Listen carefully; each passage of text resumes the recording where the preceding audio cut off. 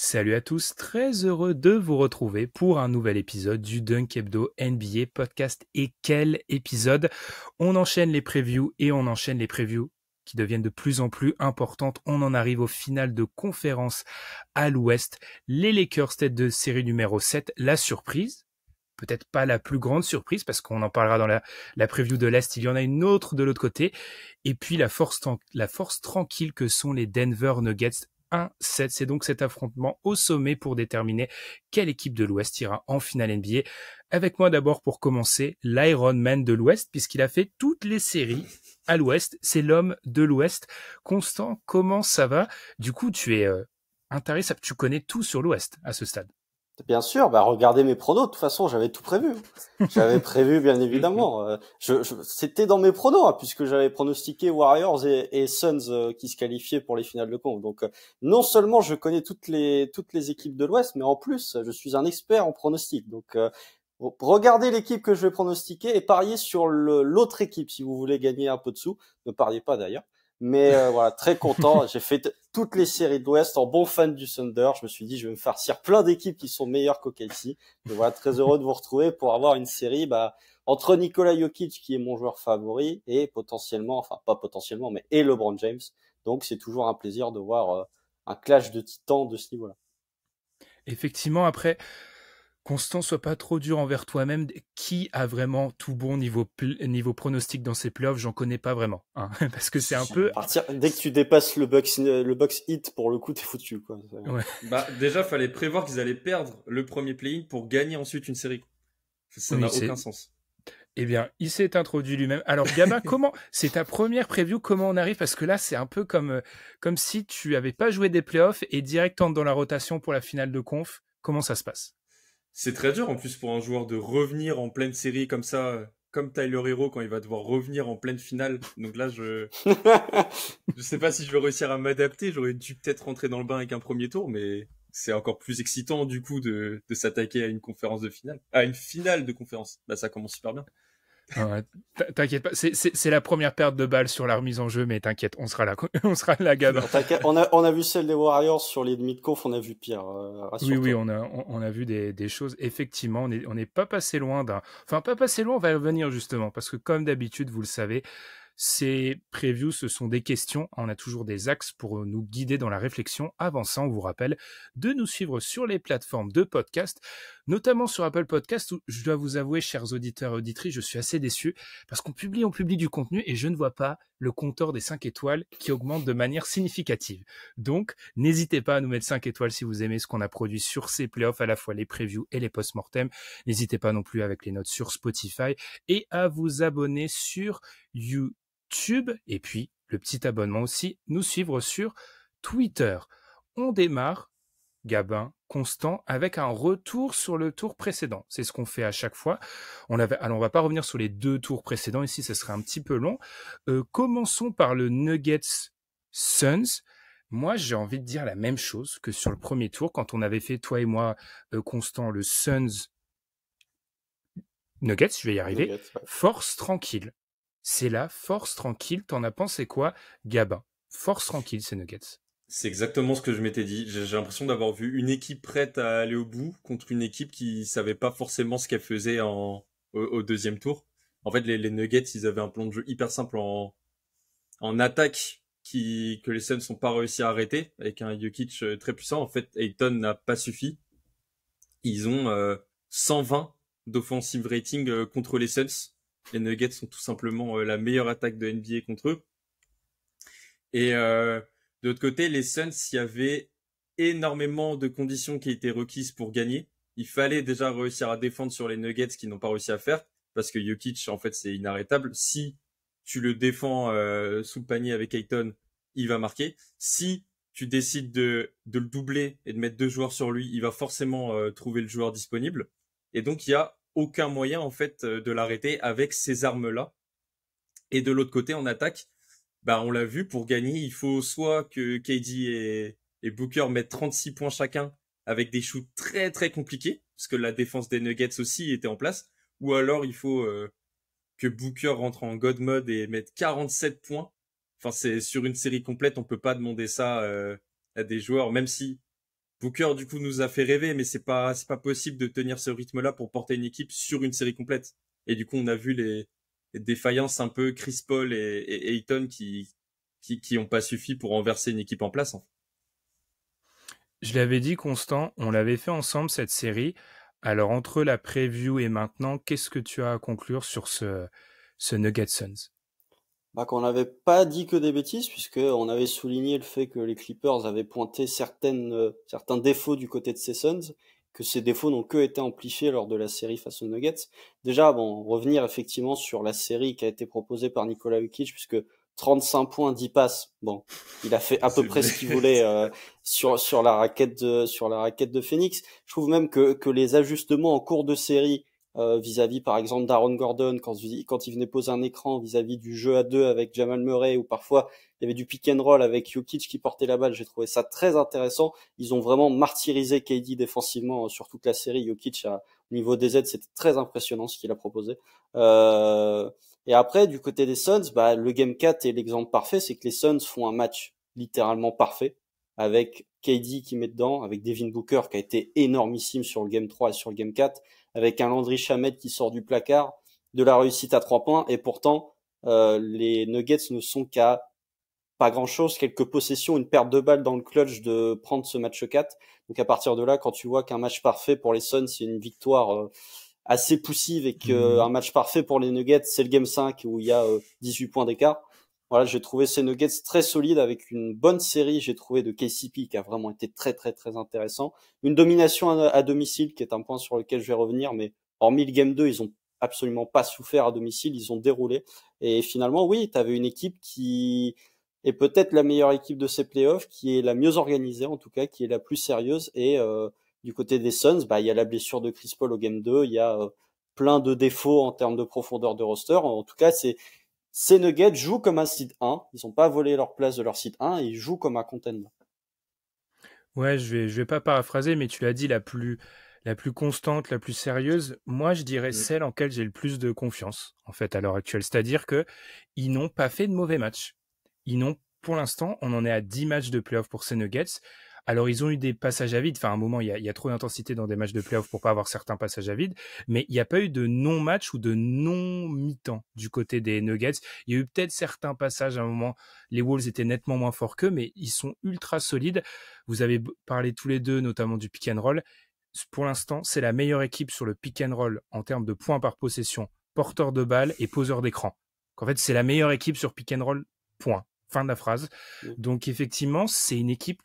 Moi, on va y revenir, mais pour moi, c'est le favori. Je sais qu'au niveau des paris, c'est pas le favori parce que Boston, alors on rappelle, à l'heure où on enregistre, le match 7 n'a pas été joué dans la demi-finale de conférence entre les Sixers et les Celtics. Il n'empêche, moi, c'est mon favori parce que dans une année avec beaucoup de troupes, c'est l'équipe en laquelle j'ai le plus de confiance. Donc, du coup, j'ai peut-être un peu grillé mon prono. Passons. Revenons. Constant, je te lance. On va changer l'ordre sur le Warriors-Lakers. Les Lakers ont gagné en 6 et on hésitait un peu. On va avouer que sur celle-ci, on s'est aussi trompé. On voyait les Warriors. Alors pourquoi on s'est trompé du coup, Constant? Ah bah moi je me suis bien planté puisque j'avais dit 4-1 Warriors. J'avais sous-estimé la capacité d'Anthony Davis d'être un protecteur de cercle énorme. Globalement, toute la série, ça a été une bataille d'ajustement entre Steve Kerr et Darvin Ham. Darvin Ham, on n'en parle pas quand on parle des Lakers, mais qui fait quand même des playoffs en termes de coaching, que je trouve vraiment très très bon. Steve Kerr a essayé d'éloigner le Anthony Davis du panier. Darvin Ham a essayé de garder Anthony Davis sous le panier. Finalement, c'est Darvin Ham qui a remporté la bataille. Game 1, même Game 2, les Warriors passent sur du pick and roll où ils ciblent Anthony Davis, les Lakers se prennent une volée monstrueuse. Game 3, il y a les ajustements, Anthony Davis qui vient un peu plus haut sur le pick and roll. Et en fait, ce qu'ont fait les Lakers, c'est qu'ils ont décidé de sanctionner les non-shooters.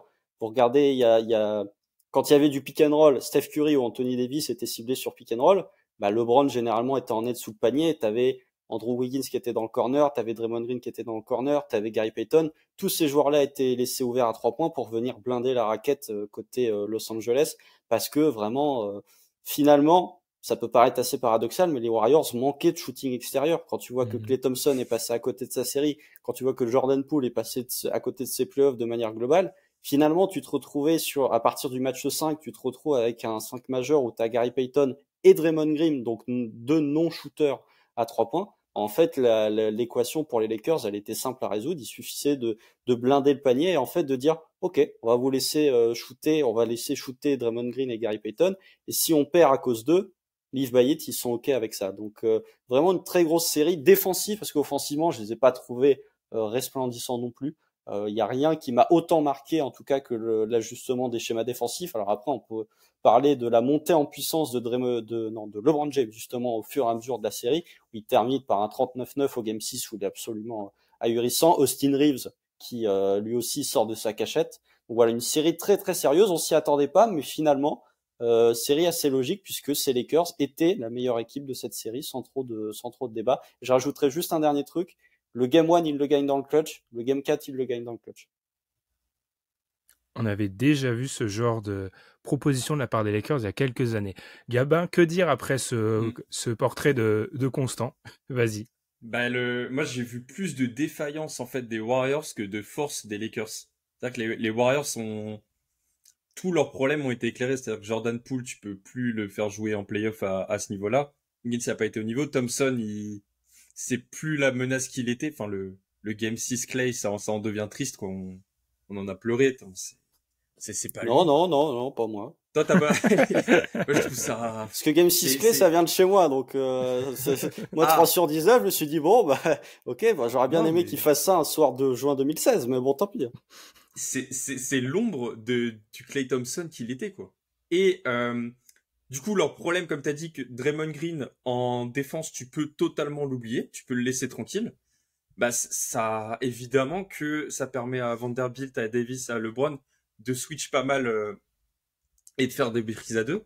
Mais du coup, contre les Nuggets, tu vas plus pouvoir le faire. Donc je sais pas si ça m'a vraiment rassuré ce que j'ai vu contre les Warriors, parce que les Warriors présentaient trop de problèmes, quoi. Non, comme t'as dit, tu fais jouer Payton, Green, Looney, 3 points tout de suite, ça devient simple en fait de défendre.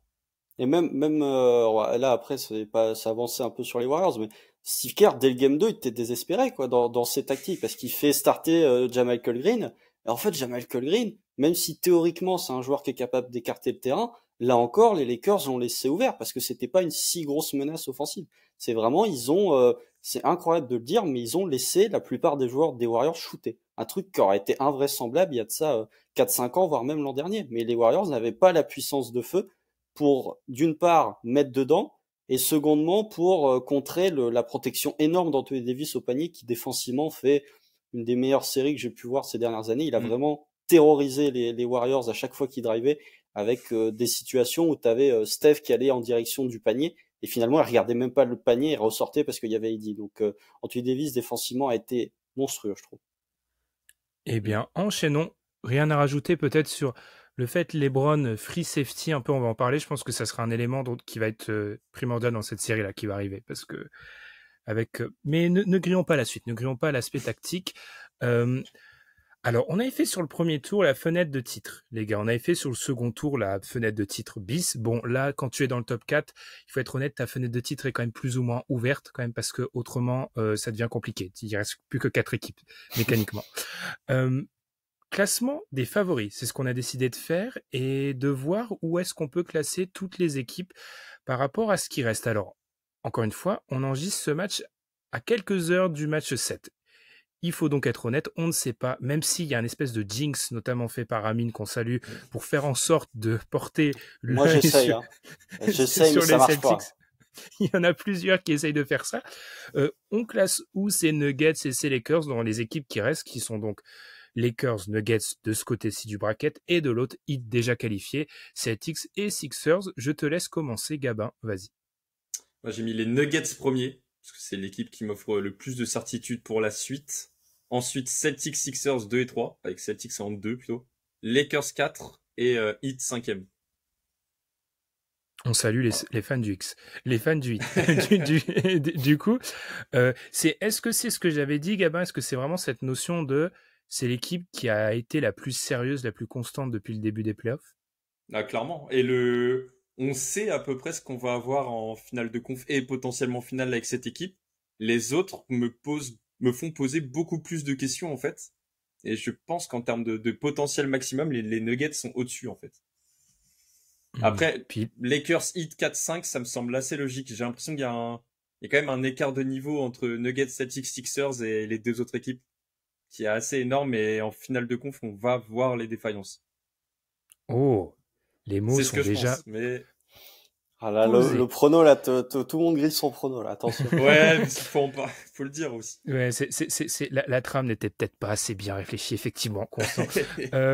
Je vais continuer après Gabin, parce que je sais que Constant n'est pas d'accord. Moi, j'ai, sans griller tout, hein, j'ai les Nuggets pour les mêmes arguments, et j'ai les Nuggets aussi parce que dans l'aspect un peu mystique storytelling, c'est un peu parfait pour eux. Il y a cette notion que j'ai commencé à, je sais pas dans ma tête, mais commencé à me construire il y a quelques temps, c'est que tout est parfait pour eux, en fait. L'histoire s'écrit maintenant. Alors parfois les histoires NBA sont un peu tragiques. Et puis, ce théorème du meilleur joueur de la série, on va y revenir dans quelques minutes, hein, mais ils ont le meilleur joueur des playoffs largement, et ils ont peut-être, Ah, on a bien compris des playoffs. peut-être le meilleur joueur du monde. Peut-être. Donc, on verra dans quelques semaines quand les votes du DH20 seront faits. Donc, Jokic, il domine juste trop son sujet. Alors, on va y revenir, ça sera le cœur du match-up. Le Davis-Jokic s'annonce mais légendaire. Mais moi, j'ai tendance à mettre les Nuggets. Et effectivement, je mettrai les Celtics 2 parce que, oui, en termes de potentiel, c'est la meilleure équipe. Mais moi, j'en ai ras-le-bol parce que les Celtics sont théoriques. Ça fait 2 campagnes de playoffs qui, pour moi, ils sont théoriques dans le sens où ils ont du mal à enchaîner 3 matchs de vraie bonne qualité, en fait. Et il y a un moment, face à ces Nuggets-là, il va falloir qui sont eux extrêmement constants, il va falloir enchaîner les matchs. Donc j'ai tendance à mettre les Nuggets à ce stade comme l'équipe qui a la baie vitrée, du coup, comme on en parlait en off de titre. Constant, à toi. Alors moi, je garde les Celtics en 1, j'ai les Nuggets en 2, j'ai les Lakers en 3, j'ai les Sixers en 4 du coup s'ils parviennent à se qualifier, et j'ai le Heat en 5, c'est donc le Miami qui sera champion NBA à la fin de saison. Pourquoi je garde Boston en 1 ? Déjà parce que je trouve que même en étant une équipe théorique, sur les courtes séquences où ils sont sur du pratique, ou en tout cas où leur théorie se valide vraiment sur le parquet, ils ont une marge qui est énorme, je trouve, sur le reste de la concurrence. Alors après, ils jouent contre Philadelphie, peut-être que contre Denver, ils auraient moins de marge, parce que Denver est une meilleure équipe que Philly. Je trouve qu'ils sont quand même une marge énorme. Joe Mazzulla s'est peut-être enfin réveillé en disant « Ah, l'an dernier, ma meilleure line-up, c'était avec Robert Williams et Al Horford. Ah, si je mettais Robert Williams et Al Horford dans mon 5 majeur, ça va peut-être marcher. » Donc voilà, je trouve que... Et en fait, ce que je trouve qui avantage les Celtics, c'est que Jason Tatum fait des playoffs absolument horribles. Bon, il a joué 4 minutes dans le Game 6. En fait, c'est ça, c'est que Tatum, il est horrible pendant 3 quarts temps et demi. Il joue 4 minutes. Ça suffit à ce que les Celtics gagnent un match à l'extérieur. Et en fait, ma théorie, c'est que si Tatum joue, alors ça, c'est un grand Ben va rigoler, et même moi, j'ai du mal à masquer mon sourire quand je dis ça. Si Tatum joue comme un joueur top 5 du DH20, ils sont champions NBA. Je dis pas que ça va arriver. Je dis pas que ça va arriver. Mais s'il joue s'il joue au niveau auquel on va le classer dans le DH20, s'il joue ne serait-ce qu'à son niveau, pour moi, ils sont champions NBA. Là, il est en dessous de son niveau réel, Jason Tatum. Donc voilà, je garde Boston en 1. Et pourquoi je mets aussi Nuggets en 2 ? Parce que j'ai du mal, très honnêtement, c'est pas pour leur manquer de respect, mais j'ai du mal à faire confiance à Jamal Murray, à Michael Porter Jr. et à Aaron Gordon, et à Mike Malone dans une finale NBA, en fait. C'est des mecs qui, ok, Jamal Murray a été très performant face c'est même Lakers, en plus c'est un remake, on l'a pas mentionné, mais c'est un remake des finales de conf de la bulle. Il a été très bon face aux Lakers, mais c'était il y a 3 ans. Aaron Gordon découvre les finales de conférence. Donc voilà, je me dis, bon, s'ils arrivent en finale NBA, il va y avoir la pression, donc c'est pas forcément des joueurs auxquels je fais, même KCP, même s'il a été champion avec ses Lakers, c'est pas des joueurs auxquels j'ai le plus confiance. Je me dis que l'expérience des Celtics, qui quand même ont accumulé beaucoup de kilométrage, et ce groupe, ça fait longtemps qu'il vit ensemble, il a connu pas mal de choses, peut peut-être les avantager. Mais en tout cas, il y a un léger gap entre Boston et Denver, et entre le troisième que sont les Lakers. Moi, Constant, pour moi, le risque pour toi, ce n'est pas le hit champion, hein. C'est la victoire des Sixers dans le 7. C'est le plus gros risque. Mais je leur souhaite. No disrespect envers les fans de Boston, hein. Pas de hate du tout, mais c'est juste, les fans de Phil mériteraient, mais j'essaye tu vois, en disant du bien de Boston, je me dis, je vais peut-être jinxer, genre, quitte à passer pour un débile, autant que ce soit pour une équipe que j'apprécie, quoi. Ouais. Eh ben, enchaînons, les gars, on en est bientôt à 20 minutes, donc entrons dans le vif du sujet. Les meilleurs joueurs de la série, c'est tout simplement la question que l'on met toujours en avant. Gabin, est-ce que c'est clair comme de l'eau de roche? Est-ce que c'est Jokic, Davis, LeBron? Jokic 1, Austin Reeves 2. Non, je rigole. Davis 2, LeBron 3. Et je pense que normalement, il n'y a pas de débat là-dessus. Alors, je vais te poser la question, j'entre à moitié dans les clés de la série. Est-ce que une des clés de la série, c'est pas le rapprochement potentiel? Alors, je dis pas qu'il va le dépasser. Je dis pas que Anthony Davis va dépasser le peut-être meilleur joueur du monde. Je dis juste, est-ce que le rapprochement AD-Jokic, c'est pas une des clés de la série, en fait? Clairement, faut voir qui arrivera en fait à défendre l'autre. Si Davis est le premier joueur de ces playoffs qui arrive à ralentir Jokic et qu'on voit ensuite un peu les faiblesses de l'effectif, parce que je trouve que la faiblesse, c'est qu'il manque le vrai lieutenant à Denver. Murray n'a pas le niveau du vrai lieutenant d'un champion en titre. Et donc, si Jokic se fait limiter et qu'on doit compter un peu plus sur les autres, ça me pose problème. Donc, Murray, en fait, il est 4, je pense. C'est le 4e joueur. Mais il faut qu'il se rapproche beaucoup plus du 3e. Parce que entre les 3 premiers et Murray en 4, il y a un gouffre de niveau énorme. Et je pense que, je l'ai noté d'ailleurs dans mes Factor X, dans mes points clés. Le niveau de Murray sur cette série va définir beaucoup de choses. Parce que Jokic on va en parler du match-up, mais il va forcément être un peu plus limité. Est-ce que c'est une des choses pour toi aussi à mettre en avant, Constant? C'est vrai qu'on en a parlé parfois, cette théorie du 4e, du coup, et là, le 4e de mémoire, alors j'en ai fait pas mal, j'ai pas fait tout l'Ouest, mais j'en ai fait pas mal. Des séries où il y a un tel écart 3-4, j'en ai pas de souvenir. Il y avait le Suns Clippers quand même. Ah, mais c'est encore Jamal Murray, du coup. Non, le Suns Clippers Suns, pardon. Le Suns Clippers, c'est ce que j'ai dit. Ah oui, pardon. Oui, le Suns Parce que là, entre 3 et le 4, il y avait quand même un gouffre. Il y avait un océan. Oui, ouais, mais à cette époque-là, Chris Paul était en bonne santé. Mais effectivement, il y avait quand même un gouffre. Il y avait quand même un gouffre. Du coup, question, alors Constant, parce qu'on sait que les 3 sont dans on connaît l'ordre des 3, enfin, il est évident, celui-ci. On tient quand même à signaler au passage que on avait reçu quand même quelques critiques quand il y a quelques semaines, on avait expliqué que Anthony Davis est le meilleur joueur des Lakers. Il n'y a pas de débat sur les deux premières séries. C'est le meilleur joueur des Lakers. Du coup, Constant, par rapport au meilleur joueur de la série, vas-y, je te laisse carte blanche. Eh ben justement, ça rapproche un peu mon point, ce que tu viens de dire, c'est que pour moi, l'une des clés de la série, ce sera potentiellement le rapprochement de niveau entre le 3e et le 2e meilleur joueur de la série. Parce que si tu as un LeBron James qui est au niveau de LeBron James du premier tour contre Memphis, qui joue beaucoup off-ball, qui défensivement est pas forcément concerné, là pour le coup, t'as un rapport qui peut être déséquilibré du côté en faveur de Denver. Par contre, si tu as un LeBron qui joue comme la fin de série ou la seconde partie de série face aux Warriors, beaucoup plus concerné en défense, même s'il est un peu dans un rôle d'électron libre, en tout cas il est concerné, avec une domination où il reprend la balle en main, il est beaucoup plus dans le playmaking, il est beaucoup plus dans le floor général, c'est beaucoup plus quelqu'un qui commande l'attaque avec Anthony Davis qui défensivement essaye de limiter Nikola Jokic. Là, pour le coup, le rapport de force peut basculer en faveur de ces Lakers. Donc, effectivement, le 4e joueur va être très important. Jamal Murray, on sait qu'il va y avoir un Jamal Murray game, 2 s'il est dans une bonne série. Mais ça va être pour moi, ça va vraiment être comment le 3e joueur, donc comment LeBron James peut essayer de se rapprocher du niveau d'Anthony Davis. Après, pour la bataille entre Anthony Davis et Nikola Jokic, vous avez tout dit. Nikola Jokic, pour moi, pour l'instant, ça n'est pas encore le meilleur joueur du monde parce que mettre un 35, mais en fait, mettre un 35 points, 10 rebonds à 60% au tir, monstrueux. Mais c'était quand même sur DeAndre Ayton, Bismack Biyombo et Jock Landale. S'il me fait la même, à moindre rigueur, je lui demande pas de faire un 35-10. Mais là, pour le coup, il a probablement le meilleur défenseur intérieur du monde. Il a peut-être même le meilleur défenseur du monde tout court, en fait, actuellement. Là, c'est sa match-up. Pour moi, c'est le moment où, déjà, il va jouer potentiellement des finales NBA, ce qui n'est jamais arrivé dans l'histoire de Denver. Mais pour moi, il joue sa place du DH20. S'il fait une grosse série contre Anthony Davis, et c'est bon, DH20, premier, merci, au revoir. Mais là, pour l'instant, bon, Jock Landale, merci pour les efforts, mais il avait une domination qui était quand même, le protecteur de cercle en net, c'était Kevin Durant. Là, pour le coup, ça va être LeBron James.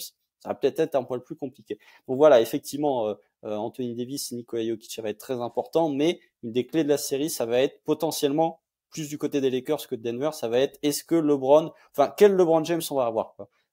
Visiblement, il a l'air d'être un peu en diesel où il monte en puissance au fur et à mesure des playoffs. Si t'as le LeBron du Game 6 contre les Warriors, là, ça va commencer à peser lourd en termes de star talent et ça va basculer, même si les Nuggets seront le meilleur joueur de la série. Eh bien, entrons dans le vif du sujet, les match-up clés. On en est à... On voit que les tours s'accumulent parce que moi, j'ai fait des séries, les gars, notamment un Sixers-Nets, je salue Amine, où au bout de 25 minutes, on commençait à se dire, bon, bah, c'est le moment, on doit conclure. Et là, on commence, mais on commence seulement au bout de, en gros, 25 minutes. Gabin, je vais revenir vers toi. Les match-up clés, alors, on a déjà commencé à ouvrir le chapitre Jokic contre Anthony Davis. Je te laisse commencer. Qu'est-ce que tu souhaites mettre en avant? LeBron, comme tu l'as dit. Il va se faire défendre par Gordon, normalement. On en reparlera. Et Gordon, c'est un bon défenseur, mais il a prouvé qu'il pouvait se faire passer. Kevin Durant a fait quand même une bonne série face à lui. Et je pense que du coup, LeBron James va avoir un rôle hyper important offensivement. Et en plus, LeBron, comme tu as dit, il a pris en puissance au fur et à mesure de la série. Et j'ai trouvé... il y a un point qui m'a fait dire que c'est bon, il était dans un niveau de maturité avec son corps, avec son jeu jamais atteint. Il va tout seul s'asseoir sur le banc quand il en a besoin. 2-3 minutes après, il se relève, il dit c'est bon. Et 24 secondes. Parfois, il sort une possession et il revient. Il s'assoit même pas sur le banc, il marche, quoi. Alors que les jeunes, ils auraient peut-être tendance à se dire non, moi je veux jouer, hein. Lui, il sait. Il va s'asseoir, il revient, il est en forme. Et il a un niveau de, je sais pas, de barre d'énergie qui peut vider et accumuler en 2 minutes comme ça. Ça commence à devenir flippant. À 38 ans, en fait, l'énergie de LeBron va être un facteur très important. Et s'il arrive à passer Gordon et à faire une bonne série, les Nuggets vont commencer à avoir des faiblesses. Moi, sur LeBron, c'est aussi... Là, on va ouvrir... Pour moi, la clé de la série, les gars, alors, il y a beaucoup de clés déjà. Là, on a face à un trousseau de clés. Pour moi, la clé de la série, ce sont les minutes LeBron sans Eddie, en fait. Qu'est-ce que va faire LeBron quand Anthony Davis sera pas sur le terrain? Parce que un des facteurs qui montre que Anthony Davis c'est le meilleur joueur des Lakers sur cette série, la série précédente, la première et sur ses playoffs, c'est tout simplement que les Lakers, quand il y a AD et LeBron, c'est un des meilleurs 5 qu'on a sur ces playoffs. Quand on a seulement AD et pas de LeBron, c'est à plus 13 d'offense, c'est un net rating à 13, c'est bien. Sur les 94 minutes où on n'a pas d'AD, moins 17, et ça ne marche pas. Et moi, ce qui m'inquiète vraiment, c'est que les minutes sans AD, la raquette Rui Hachimura, LeBron James, ça ne tient pas en fait face à ce que peut proposer les Nuggets. Donc, est-ce que la solution, c'est ressortir du frigo Mo Bamba? Moi, je crois qu'ils vont être obligés. Peut-être à un moment, visiblement, Mo Bamba serait en train de revenir et serait potentiellement disponible pour jouer. AD, c'est mon petit instant promo. AD, il avait rappelé en conf de presse le rôle de Dwight Howard dans la finale de conf 2020, où Dwight Howard start 2 matchs, les gars, et on ne rigole pas, où Dwight Howard start 2 matchs. Et en tout cas, une des réponses qui avait été offerte à ce moment-là, c'était de mettre beaucoup de taille face à Nikola Jokic. C'est la seule solution, en fait. Donc, t'as raison, Gabin, LeBron important offensivement, et c'est LeBron, quand il n'y a pas AD sur le terrain, qu'est-ce qu'il fait en fait? Moi, c'est ça que je veux voir, parce que si on retrouve un LeBron par flash, je ne demande pas de retrouver le LeBron de Cleveland qui est capable d'être totalement héliocentré, qui plane et qui est avec des shooters, etc. Mais juste s'il maintient cette équipe à flot, c'est le plus important. Ils doivent rester à flot sur les minutes où il y a pas AD, parce que on peut penser que Ham va tenter de stagger un peu et de faire jouer AD quand il y a Jokic. Donc en gros, c'est peut-être des minutes où il n'y aura pas Jokic non plus. Donc c'est les minutes les plus importantes de la série. Non, mais en plus, t'as révélé une faiblesse. En 2020, quand ils les prennent, t'as Javal Magui en 6e homme pour le banc, pour le poste 5. Là, c'est vrai que ressortir Mo Bamba en finale de conférence, je pense que ça va être un échec. Il va connaître la sensation que t'as là d'arriver en finale de conf et de devoir défendre sur le meilleur en plus. T'as pas joué depuis le début des playoffs en plus de ça, il est arrivé en cours de saison. Est-ce qu'il a vraiment eu le temps de s'adapter? Et je trouve que c'est pas un joueur qui doit avoir sa place Ça veut dire, les gars, sur en les minutes sans AD, vous jouez small? Mais c'est ce qu'ils font. Hein. Et ça, c'est un point que j'ai envie de souligner. Mais que ce soit du côté de Denver ou que ce soit du côté des Lakers, au poste 5, tu n'as pas d'alternative à ce que tu as. Tu es obligé de passer small. Si les Lakers veulent, enfin, quand les Lakers vont mettre Anthony Davis sur le banc, moi, je mets pas Mo Bamba. C'est un jeu beaucoup trop risqué. Je suis prêt à me faire tabasser sur des minutes avec LeBron au poste 5, comme ce qui a été fait, qui marche pas forcément, mais c'est LeBron James au poste 5. Je préfère avoir la garantie LeBron James que de faire le pari Mo Bamba et que ça marche pas et que ça peut être des minutes qui peuvent te coûter le match, en fait. Et du côté et du côté de Denver, si tu n'as pas d'alternative. Alors, Jeff Green, qui fait des playoffs qui, moi, je trouve sont pas bons, mais vraiment pas bons du tout. C'est Jeff Green, le backup au poste 5. Et sinon, faut mettre du small avec Aaron Gordon. Donc, en fait, si tu calques les minutes d'Anthony Davis sur Nikola Jokic, à partir du moment où Jokic va sortir, tu peux te retrouver face à 2-5 small, en fait. Tu peux avoir LeBron James au poste 5 contre Jeff Green ou contre Aaron Gordon. Et du coup, ça limite les problématiques où je pense que les minutes où Jokic sera sur le parquet et où AD ne sera pas sur le parquet vont être extrêmement limitées dans cette série. Déjà parce que t'es en finale de conf et que les joueurs vont jouer énormément de minutes. D'ailleurs, vous parliez de LeBron. Game 6, il joue 43 minutes, ce qui est plutôt rassurant sur son état physique. Mais je pense que vraiment, tu vas avoir 42, 43 minutes sur des matchs serrés. Parce que quand tu auras des blowouts, ce sera différent. Mais dans des matchs qui jouent tout du long, tu auras 42, 43 minutes d'Anthony Davis sur le parquet. Avec 5 minutes où tu auras peut-être du LeBron en 5, mais pas de Mo Bamba.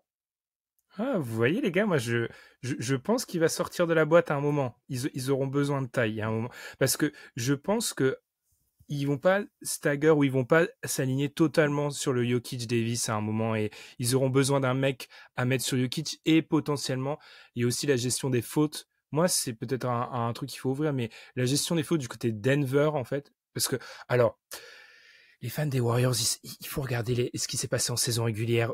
Vous étiez face à l'équipe qui a tendance à provoquer beaucoup de fautes, donc il y a un écart au niveau des fautes. Les Lakers ont une tendance à provoquer beaucoup de fautes, et on est sur des bancs qui sont très très limités. Je vais revenir vers toi, Gabin, mais il y a cette stat, on en avait déjà parlé dans la série d'avant, toi et moi, Constant.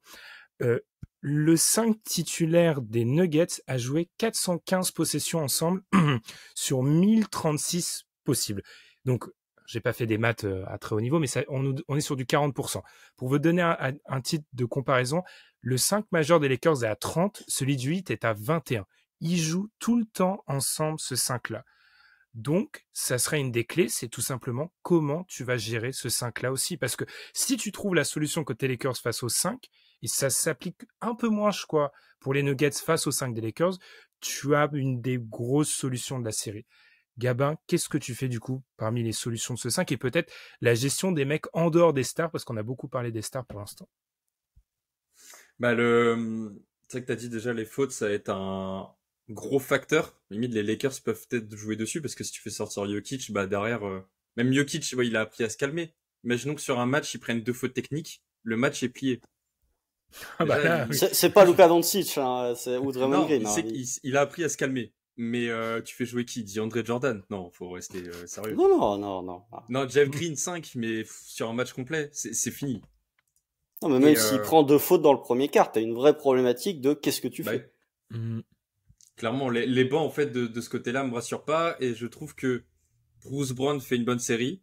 Christian Braun surprend dans le bon sens. Mais après, est-ce qu'en finale de conf c'est pas un peu limité Christian Braun en 8e joueur?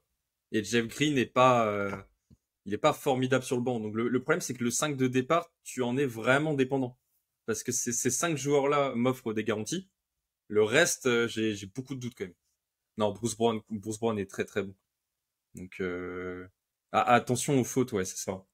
Mais même au-delà enfin moi j'avais 2 axes dans les vraiment les clés de la série. La première, c'est la gestion du pick and roll côté Denver, sachant que la gestion de Jokic quand il va se retrouver face à des pick and roll organisés par les Lakers, parce que les Lakers ils vont pas proposer des systèmes de jeu à la Golden State. Par contre, avec Dennis Schroeder, D'Angelo Russell, même LeBron James, Austin Reeves, t'as des partenaires de pick and roll, enfin t'as des joueurs de pick and roll que tu peux mettre partout. Et du côté des Suns, tu n'avais pas justement ce pick and roll, tu pouvais pas impliquer Jokic dans le pick and roll. Là, je serais absolument pas surpris que vraiment il y ait du pick and roll partout pour forcer un petit peu Nikola Jokic à défendre. Là où je trouve que Aaron Gordon a fait du bon boulot défensivement, mais parce que les Suns, à partir du moment où il y avait plus Chris Paul, tu n'avais plus ce joueur capable de manier le pick and roll, et même dans le playmaking des Suns, de toute façon, ça ne faisait pas partie de leur playmaking. Alors que côté Lakers, je serais vraiment pas surpris qu'ils surabusent du pick and roll pour forcer justement Jokic, déjà d'une part de le faire travailler en défense histoire de le fatiguer un peu en attaque, et d'une part pour le faire mener à des choix ou pour le forcer à faire des fautes, parce que à pick and roll LeBron, Anthony Davis, c'est Jokic qui va devoir défendre. Je demande à voir ce que ça va donner. Ça, c'était mon premier point. Et le deuxième point, c'est la gestion du Big Three, entre guillemets, de chaque équipe. Puisque si vous regardez les line-up, le trio Jamal Murray, Michael Porter Jr. et Nikola Jokic est à plus 13 de net rating pour plus de 300 minutes. Si vous prenez le Big Three des Lakers, attention, LeBron James, Anthony Davis, Austin Reeves, on est sur des line-up qui ont joué plus de 270 minutes et qui sont eux aussi à plus 11 de net rating. C'est vraiment ces trois joueurs de chaque côté, quand ils sont sur le parquet, il y a une vraie différence qui se crée. À partir du moment où tu retires un joueur de l'équation, Anthony Davis côté Lakers,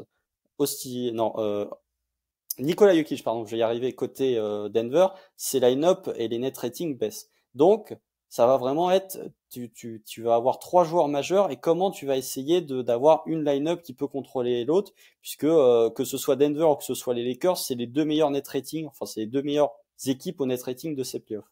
Donc ça va être d'une part la gestion du pick and roll pour Denver quand Jokic sera impliqué, d'autre part comment le trio va essayer de limiter l'autre, ou lequel des deux trios va prendre l'avantage sur l'autre.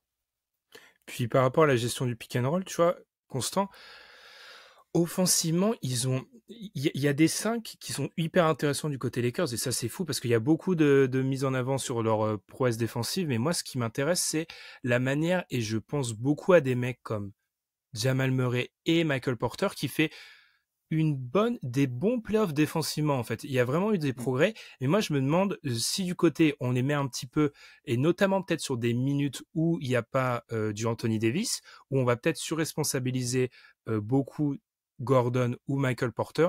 Moi je me demande vraiment comment ils vont défendre sur les aides, etc. Parce que j'ai un peu peur de ça, et surtout côté Lakers, on a des capacités avec Hachimura qui met beaucoup de tirs, etc. Tu as la possibilité de vraiment écarter la plupart des intérieurs.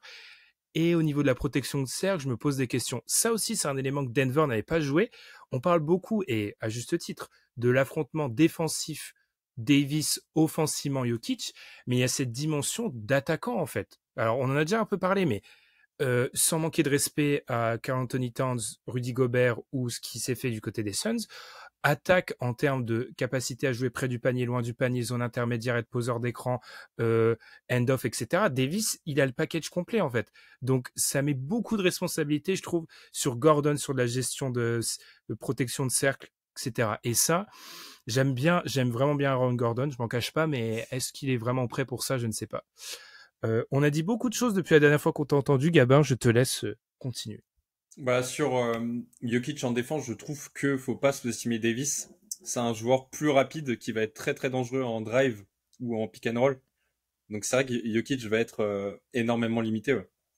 Et sinon de l'autre côté, après il y a aussi des questions qui se posent sur Davis en défense, parce que Jokic, je m'étais rematé un match où les deux avaient joué contre. Jokic en fait est plus puissant et plus fort. Et il y a des possessions où il arrive à juste décaler Davis et à faire un easy layup juste en le poussant en fait. Ça, si par exemple on se rend compte dès la première possession que c'est Lakers, en fait que Davis n'arrive pas à tenir Jokic sous le panier et qu'on est obligé de le doubler à chaque fois, la défense des Lakers va sauter immédiatement. Donc ça aussi c'est un point. Et j'ai vu aussi pas mal d'actions où en fait Jokic c'est un joueur qui adore les feintes, et en fait il a une panel offensive de passes ou de layup, tu ne sais jamais ce qu'il va faire. Il y a des possessions où en fait Davis saute sur une feinte, c'est fini. Ou alors un défenseur se fait avoir sur une feinte de passe aussi, c'est fini. Et donc en fait des deux côtés, la défense de Davis et Jokic va être ultra importante et me font poser des questions. Il y a, il y Ah, a- il y a- Non, il y a non, plusieurs points sur ce que tu as dit. j'allais juste dire que des mecs qui se prennent des feintes de Jokic, comment dire, c'est comme les contreurs qui se prennent des dunks, quoi. C'est le risque du Oui, métier. ça Ouais, arrive à des gens très bien.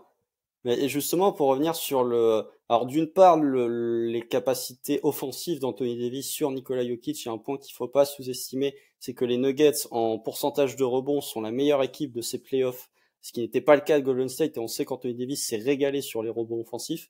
Et deuxièmement, sur l'aspect défensif, on l'a vu face aux Suns, les Suns, d'une part, ne voulaient pas doubler Nikola Jokic, parce que doubler Nikola Jokic, ça permettait à Aaron Gordon de se projeter vers le panier, ou potentiellement à Aaron Gordon de poser un écran pour ensuite libérer Jamal Murray dans un corner. Enfin, c'était vraiment une boucherie offensive.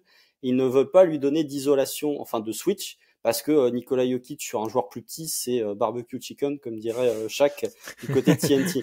Donc, en fait, et la problématique, c'est est-ce que Anthony Davis va être capable de tenir en 1 contre 1 sur Nikola Jokic, puisque Nikola Jokic, on l'a vu, contre DeAndre Ayton, il y avait juste des moments où même pas il le bully et il finissait dans la raquette, c'est juste il le mettait à 1 ou 2 mètres du panier et il faisait son tir où il tire dessus parce que le toucher de Nikola Jokic est exceptionnel. Est-ce qu'il va être capable de faire ça sur Anthony Davis, qui est un joueur plus grand, plus long? Je suis pas convaincu de ça. Donc je me dis l'affrontement Davis-Jokic, en fait les Lakers ont peut-être le seul joueur que tu peux mettre en individuel sur Nikola Jokic sans avoir trop de crainte. Et, je me, euh, et voilà, et offensivement, je pense que encore une fois dans la gestion, et ça va beaucoup venir des aides aussi, parce que si tu restes en 1 contre 1 ou si tu viens potentiellement doubler Nikola Jokic, là pour le coup le rôle de Dennis Schroeder qui était très important face aux Warriors, et le rôle de LeBron sur les aides, ou en tout cas sur potentiellement les aides ou avoir ces écrans de retard, va être très important. Donc oui, il va y avoir l'aspect AD Jokic qui va être surveillé par tout le monde, mais comment, que ce soit du côté de Denver ou que ce soit du côté de Los Angeles, comment les autres joueurs vont réagir entre ce duel de superstars va être tout aussi intéressant à observer.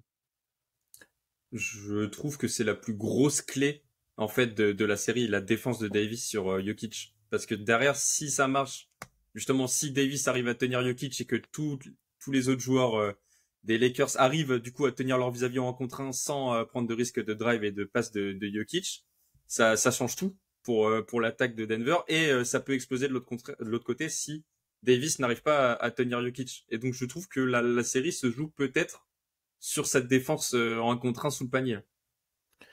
Alors, deux choses, les gars. D'abord, alors j'ai oublié la deuxième, donc je vais essayer de commencer par la première pour voir jusqu'à combien de temps je vais réussir à tenir. J'ai l'impression que c'est symbolique de notre niveau de confiance envers le reste de Denver, en fait, parce que on parle beaucoup de Jokic pour Denver. On a l'impression qu'il a la série dans les mains du côté de Denver.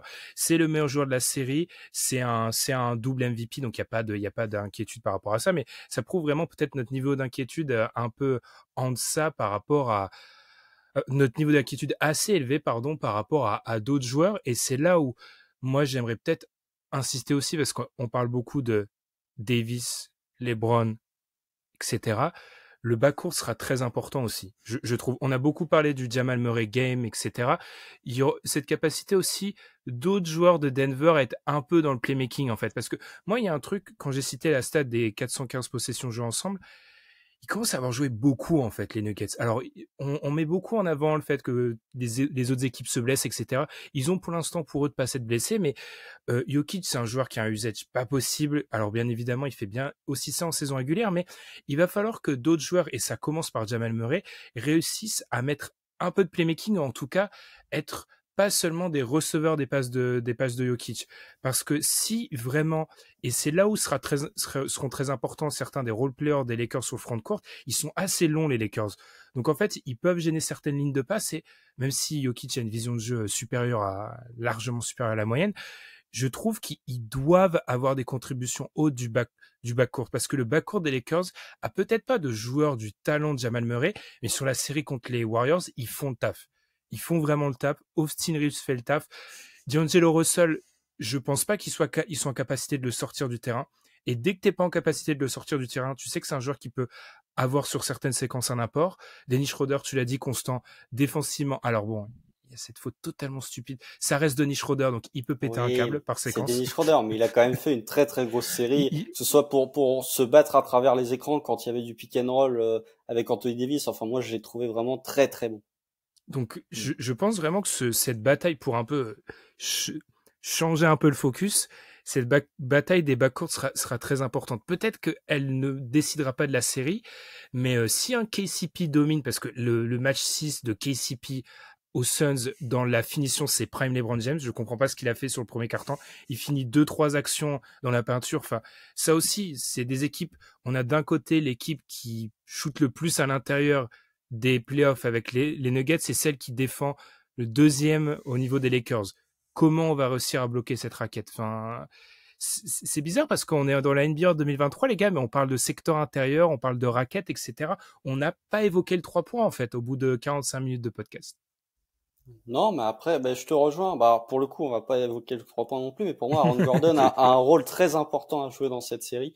Et même au-delà de ça, j'ai envie de dire que le duo Aaron Gordon, Michael Porter Jr. a un rôle très important à jouer parce que Jamal Murray, c'est probablement le 4e joueur de la série. Tu t'attends à ce qu'il ait une production. Après, la production, elle est variable.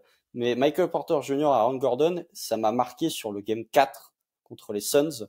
Il y a un match où, c'est le Game 4, où Landry Shamet marque plus de points que KCP, Aaron Gordon et Michael Porter Jr. réunis. C'est pas possible, ça, en fait. Ça peut pas arriver. Et du coup, tu te retrouves avec de nouveau Jokic avec un usage de malade qui met 53 points mais qui perd. Aaron Gordon, il va probablement avoir LeBron James en défenseur sur lui, je pense, puisque vis-à-vis des écrans pour Jokic, c'est lui qui va venir en aide, etc., etc. Il est capable, franchement, de prendre l'avantage physique sur LeBron James, même si, être plus fort physiquement que LeBron James, c'est difficile, mais quand même.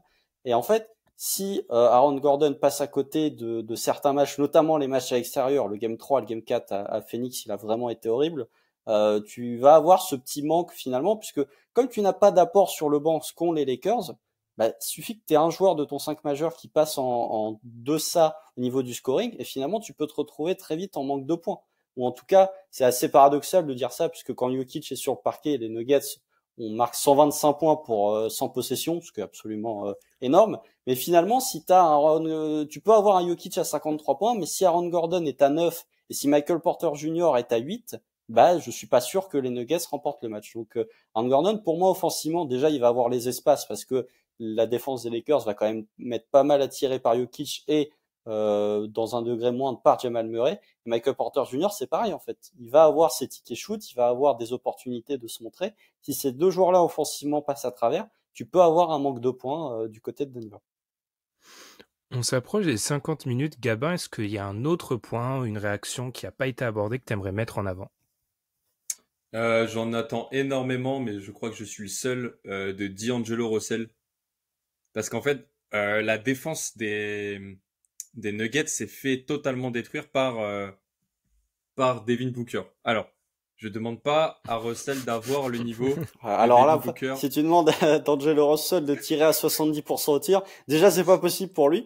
Mais en plus de mettre 40 points, là pour le coup ça va devenir compliqué. Je serais un très mauvais coach. Bon, Dilo, allez, tu rentres. Non, mais en fait, il faut qu'il élève son niveau. Là, je trouve que 15,7 points, c'est pas assez. Et je pense qu'il est capable de faire mieux, quoi. Notamment à 3 points, où il est passé de 41% en saison régulière à 33% sur la post-season.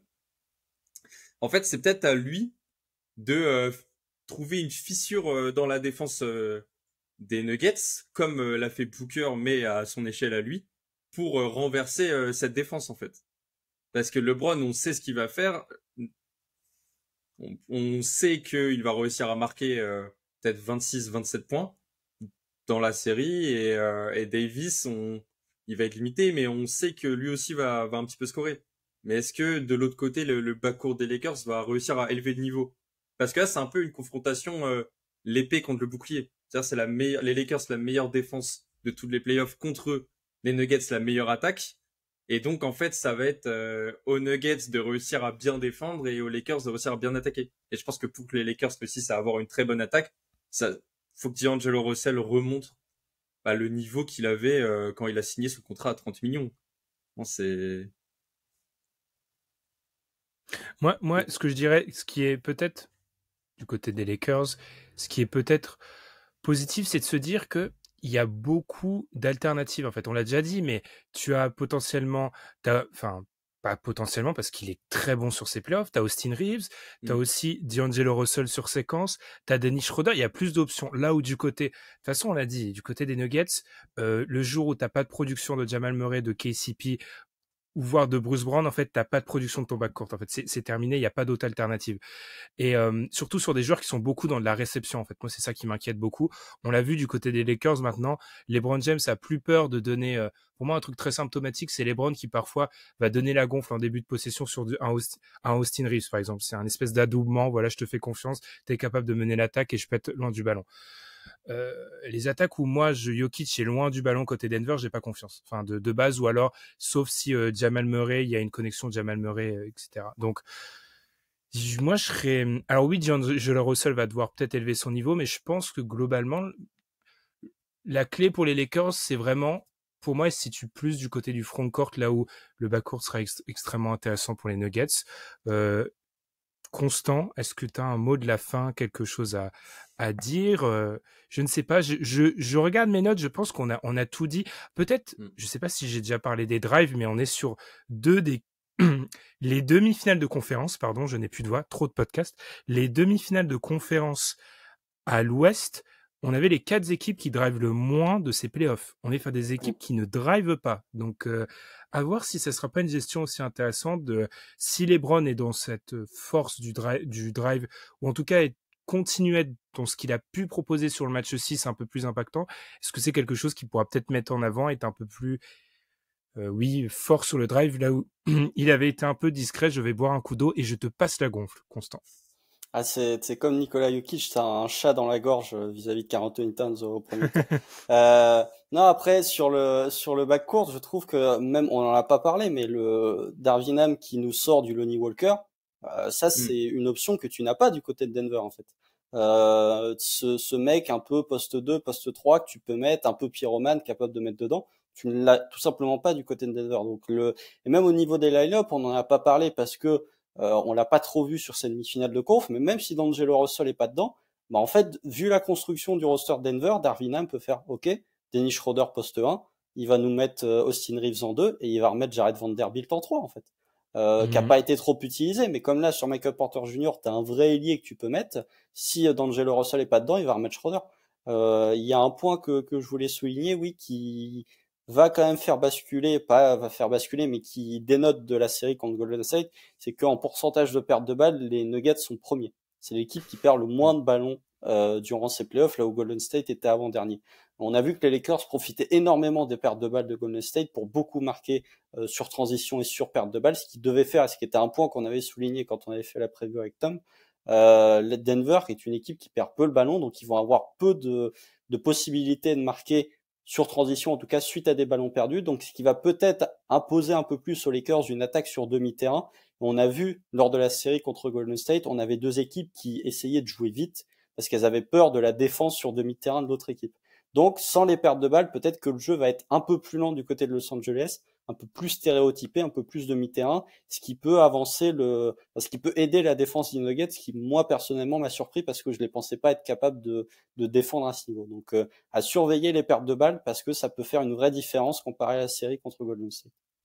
Ça, on n'en a pas parlé, mais c'est vrai que les deux équipes, en fait, vont affronter un match-up totalement différent de ce qu'ils avaient en demi-finale de conf.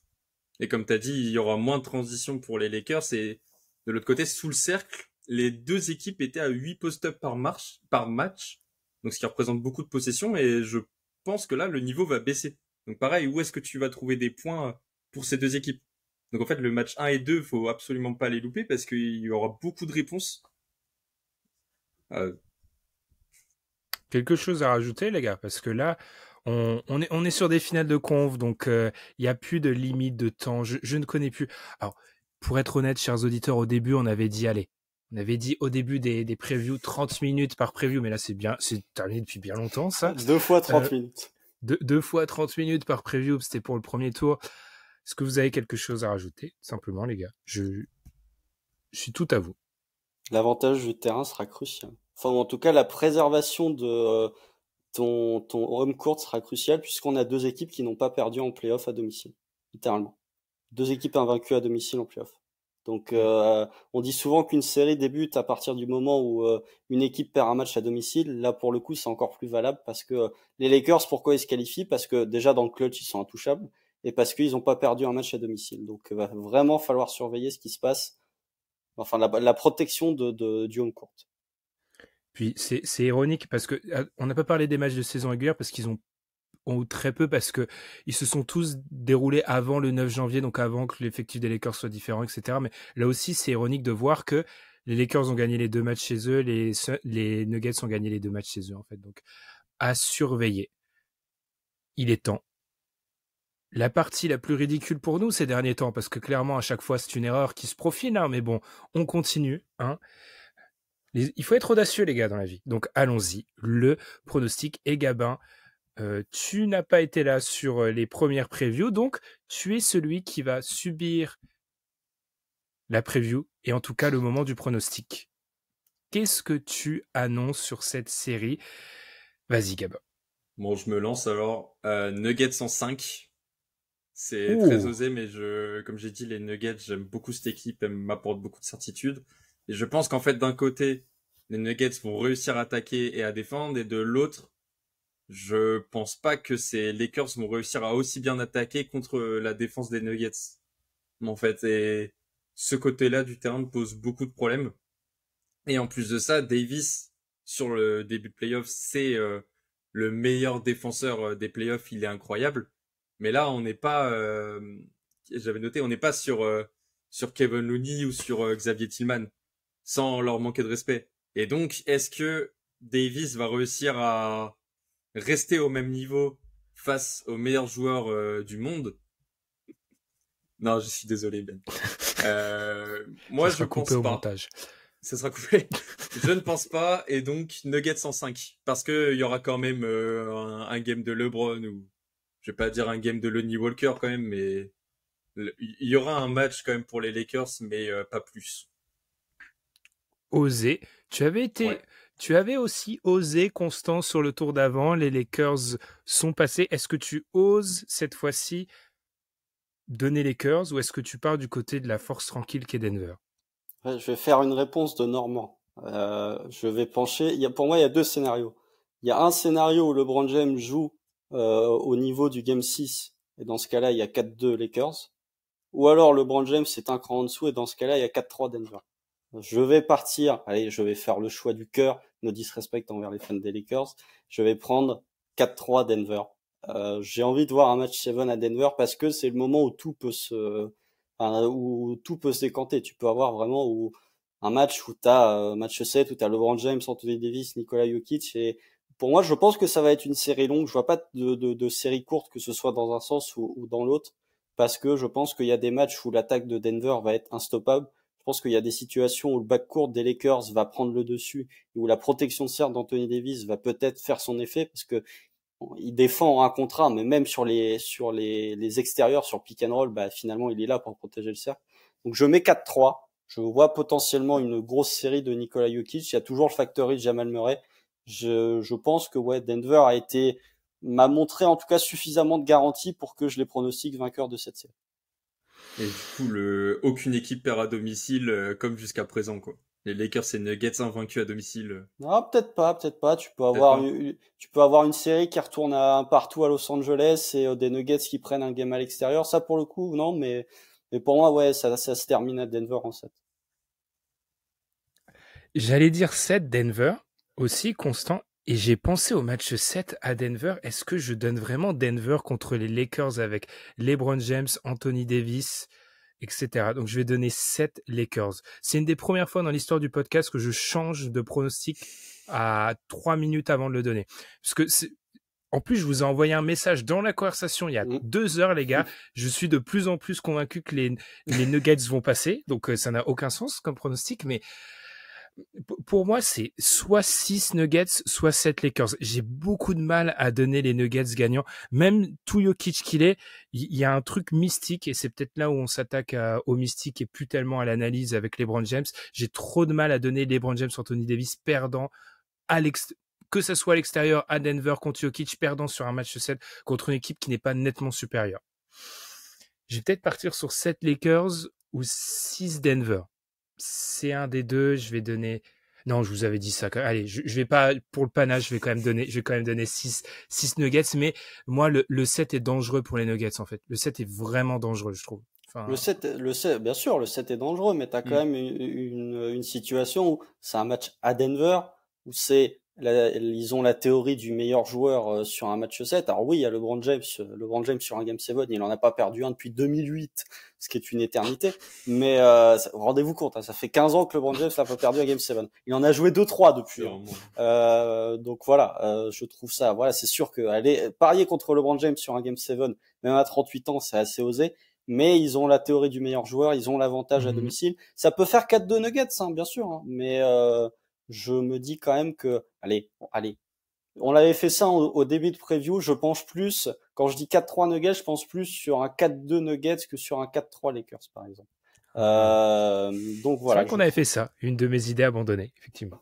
Donc voilà, je me dis quand même que ça va être une série serrée, que Nikola Jokic, en fait, Nikola Jokic comme Anthony Davis, hein, à toutes les armes de son côté, ça ne tient qu'à eux pour vraiment faire une série statement et de dire je fais partie vraiment du très très haut de la NBA. C'est drôle parce que vous êtes très incertain en fait sur le vainqueur, peu importe le nombre de matchs. J'ai l'impression que pour vous la série elle peut basculer dans un sens ou dans l'autre sans trop de problèmes, quoi. Alors, j'appelle ça le traumatisme de ces playoffs, Gabin, tout simplement. Parce que on serait dans une année normale, j'aurais dit Denver, mais on est dans une année paranormale. Donc là, je ne sais pas quoi dire. Et, effectivement, le sentiment peut-être qui va émaner pour certains auditeurs après une heure de podcast, c'est qu'effectivement, oui, on avait l'air de mettre Denver au-dessus. Mais il y a un truc mystique avec les Lakers qui, moi, m'amène à... Et ça sera peut-être la même chose quand on fera la preview du Heat de l'autre côté. Ils reviennent trop d'entre les morts. Pour citer zombies. Les zombies, pour citer un Adonis de Santa Clara. Ce sont des zombies. Donc, ils font extrêmement peur. Et on va conclure là-dessus, les gars. N'hésitez pas à nous donner vos pronos, mais moi, j'avoue, je suis un peu Je me plains régulièrement ces dernières années des niveaux offerts par certaines finales de conf. Je le ferai peut-être sur une potentielle finale de conf à l'Est, mais là, c'est un match-up que j'attends avec beaucoup d'impatience. Je pense qu'on est tous d'accord, on va être d'accord sur une chose, celle-ci, je pense. Oui, et puis dans tous les cas, j'ai envie de dire que le camp du bien est gagnant, puisque soit t'as Nikola Jokic en finale NBA, soit t'as LeBron James qui est de retour en finale NBA, ce qui va embêter 2-3 all-timers. Donc je me dis que bon, dans tous les cas, on est vainqueur, quoi. Mais ce serait bien quand même que dans des demi de conférence entourés de gros marchés, ce soit le petit Denver qui se retrouve en finale NBA. Je suis fan du Thunder, donc ça vous explique un peu ma position. Mais oui, mais même le scénario, tu vois. Tu sors pour Jokic, tu sors Kevin Durant et Devin Booker en finale de conf, tu te venges sur la bulle.